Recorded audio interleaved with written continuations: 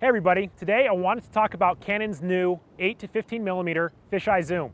When I first heard about this lens, I thought it was pretty much like a one-trick pony and that I wouldn't have a lot of use for it besides the crazy fisheye shots.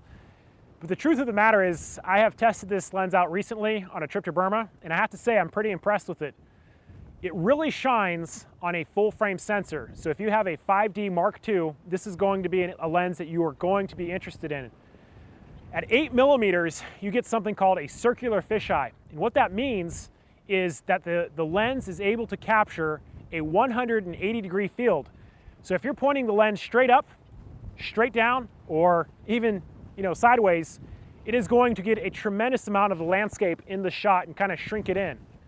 Of course, there's going to be some distortion, but that is what makes this a fun lens. It's a very different type look, and it's really cool to play around with.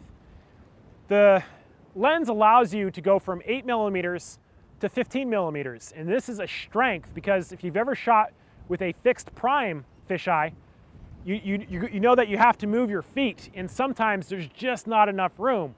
And so being able to zoom in and out is going to allow you to adapt the focal range according to the shooting situation. So we were at this temple in Burma, and I was able to use that lens to get all kinds of cool shots. A few other things I really like about it is that it is built like a tank. It's made out of metal, it's a little bit smaller.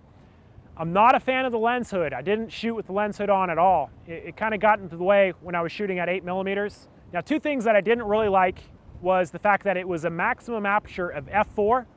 So despite having a very sharp image and a very sharp look, you're not going to get as much light into the camera as you would with a 15 millimeter 2.8 or Canon's 14 millimeter 2.8 prime. Another thing I didn't like about it was its cost. It's pretty expensive. You're going to spend between $1,500 to $1,600 for this lens, but if you have a full frame camera, it's definitely something you're going to want to look into.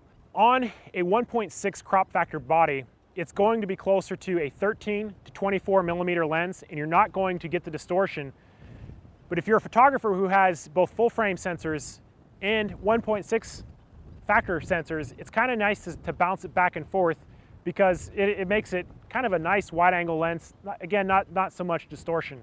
Having tested the lens, I have to say that I really do like it, and I was very impressed with it. If you're shooting in a very tight space and you need a wide angle lens or even a fisheye lens, this is the lens that you're going to want. So that is the 8 to 15 millimeter fisheye zoom. Thank you for watching. I'll see you next time.